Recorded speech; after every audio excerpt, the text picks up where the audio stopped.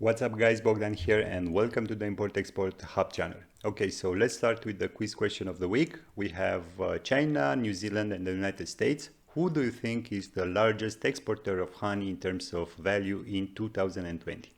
I won't reveal the correct answer just yet, bear with me, and sometime during this video I will tell you the right answer.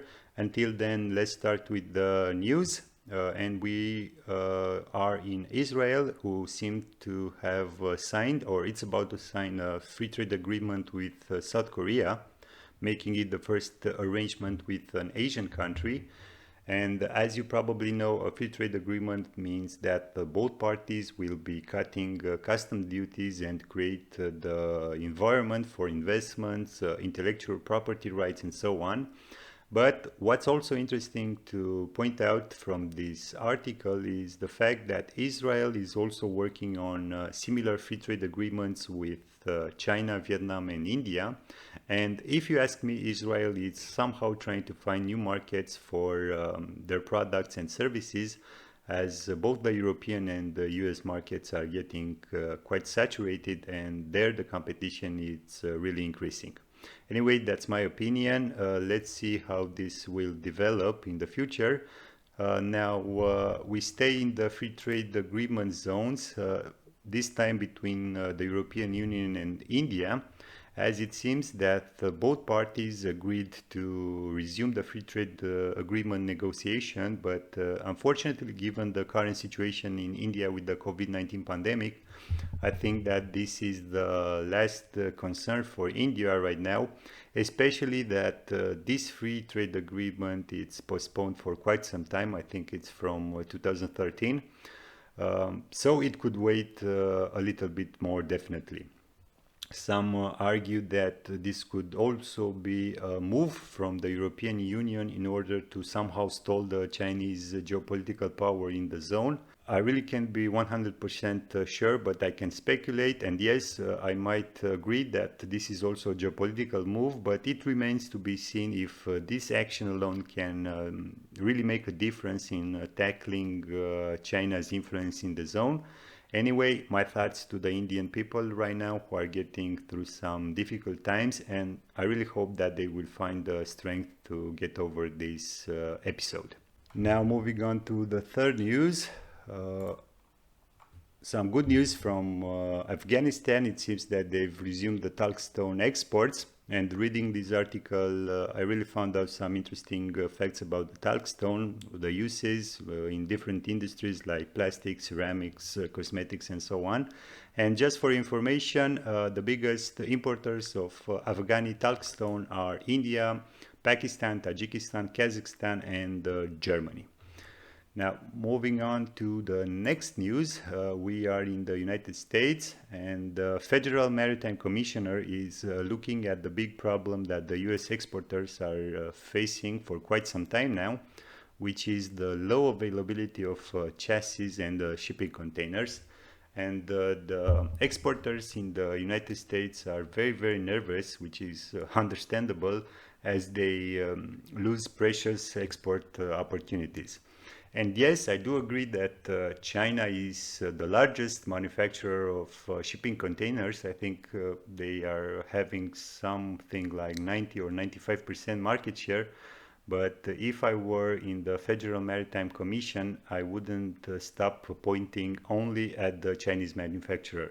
There are also big players involved in the management and the transport of the shipping containers. And I think it's worth investigating those areas as well. I won't say anything more. It's my opinion. I might be wrong. If you guys have any other ideas, feel free to comment down below. Anyway, I will really follow up this investigation, and as soon as I have new info, be sure that I will share them with you. Now, moving on to the next news. Now, I would have expected that Morocco was a big exporter of dates or tomatoes, but I wouldn't have expected that they are a big player in the watermelon exports. Anyway, this news, it's telling us that they outperformed in terms of exports the watermelons from Spain in markets such as the Netherlands and France.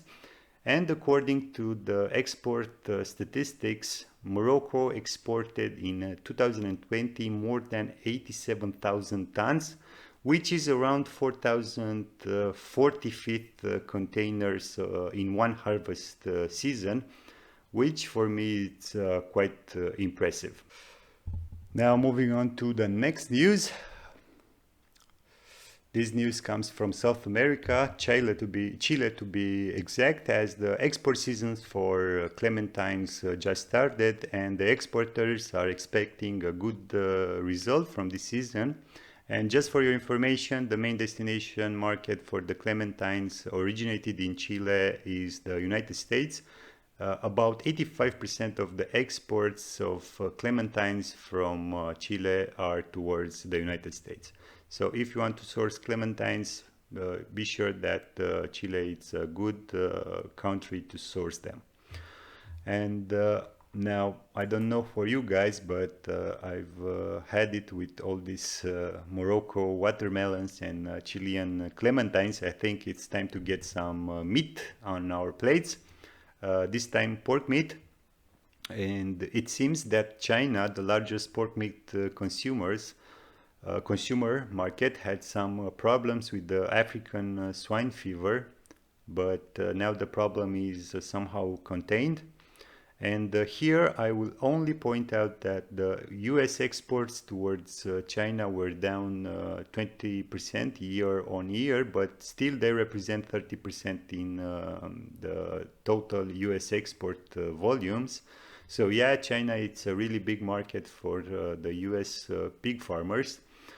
Japan also seems to be a good market for the US exporters, especially chilled pork meat. Here they have some competition from other exporters like Canada and Mexico.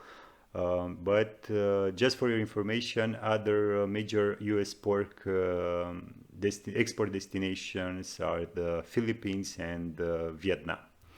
And let's end with the last news, which is coming from the shipping industry. But before I dive into this subject, I want to reveal the correct answer, which is New Zealand with $328 million worth of exports in 2020. Now, back to the news, which is involving Maersk, the biggest container shipping company in the world, at least for now, as MSC, the second largest container shipping company and partner of Maersk in the 2M Alliance, was on a ordering spree. They've ordered 40 vessels with a combined capacity of more than 700,000 TEUs. And when the vessels will be operational, MSC will be number one in terms of available TEUs. Anyway, it seems that Maersk is focusing now on greater utilization of their assets, which will probably result in a higher profitability.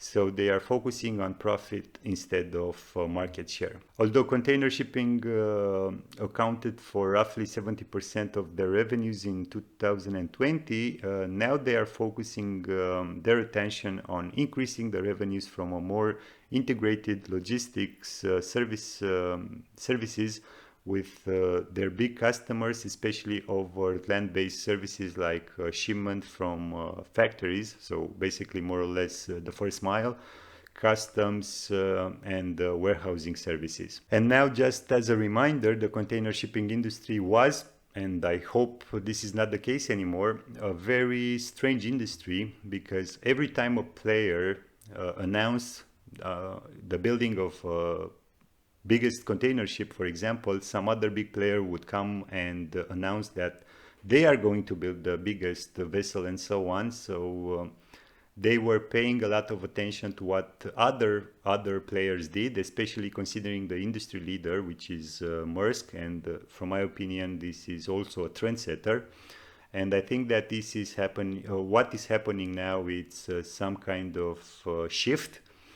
Some shipping companies are playing the market share game, while others somehow don't follow their primary instinct and focus on other business lines that could grow and maybe reduce the likelihood of the possible destructive price wars which happened in the past, because you had those giant ships who couldn't be filled with containers, so you have overcapacity. Anyway, this is my opinion. Let's wait and see what kind of strategy will be the most effective: the shopping spree and the market share game, or growing other business lines for your from your customers. Uh, what do you think, guys? My bet is that focusing on other business lines and that you could sell to your customers, I think this could be the big game changers in the next 5 to 10 years. Anyway, that's my opinion. Maybe you have other ideas. Feel free again to comment down below. That's all for today. Thank you all for watching. I hope you've really enjoyed. Don't forget to comment, hit the subscribe and the like buttons. And until next time, keep your business safe. Thanks.